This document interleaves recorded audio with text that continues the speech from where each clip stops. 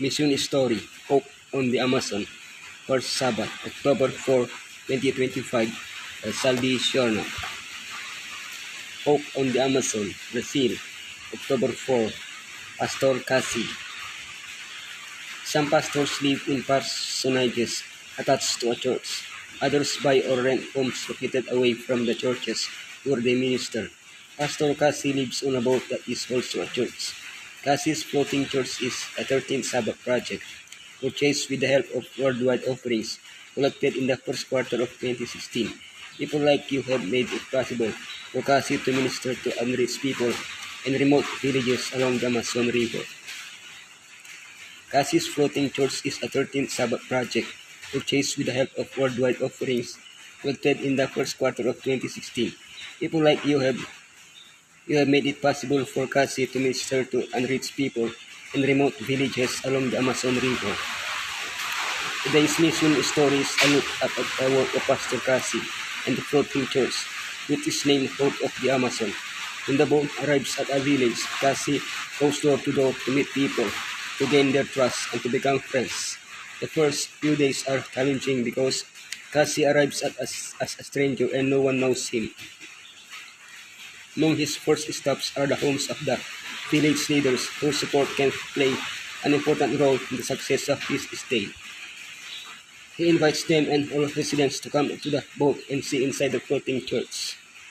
The first meeting on the boat is a big party. Cassie and his wife organize a special program with Christian music, food, and a drawing for prizes. The prizes include kitchen dishes, electric fans, and soccer balls at the party. Cassie also shares an inspiring message from the Bible and invites people to turn for Bible-based seminars every evening. The first week of meetings covers topics like marriage, child raising, and health. The second week kicks off Bible studies that will last 25 to 30 evenings. During the day, Cassie and his team offer lessons on cooking, guitar playing, and singing. A doctor and dentist also stop by the village to provide free treatment. When people see that Cassie has come with a sincere desire to improve their lives, they often come to the meetings every evening. About 150 people can fit in the sanctuary of a floating church. During the first month at a village, construction works begins in a Seventh-day Adventist church. Usually, the church is built quickly in 30 to 50 days. Construction workers are hired by the church conference to sail to the village and build the church. When the Bible studies finish, Cassie appeals to participants to give their hearts to Yeshua and baptism. By the time that Cassie baptizes the first villagers, the new church is usually open and ready for worshippers. In all worship services and other meetings are transitioned off the floating church and into the new building. At that moment, Cassie works in earnest to disciple new church members. He encourages them to share with others what Yeshua has done for them. He works to strengthen their faith through home visitations and additional Bible studies. At that moment, Cassie works in earnest to disciple new church members. He encourages them to share with others what Yeshua has done for them. He works to strengthen their faith through home visitations and additional Bible studies. New members are also trained to lead the new church and to organize Sabbath school and church services on Sabbaths and prayer meeting on Sunday and Wednesday evenings. Cassie and the floating church stay in a village for 5 months. Then they hand over the new church to a permanent pastor who continues to work the work that Cassie has started. The floating church used to visit more than 2 villages every year. But then church leaders realized that it needed to spend more time nurturing people in its village. After 10 months at 2 villages, Cassie and the floating church spend the rest of the year, December and January, in the major river port of Manaus. There the boat undergoes annual repairs and Cassie works with church leaders into strategic planning, including choosing villages for the next year. He also takes a vacation.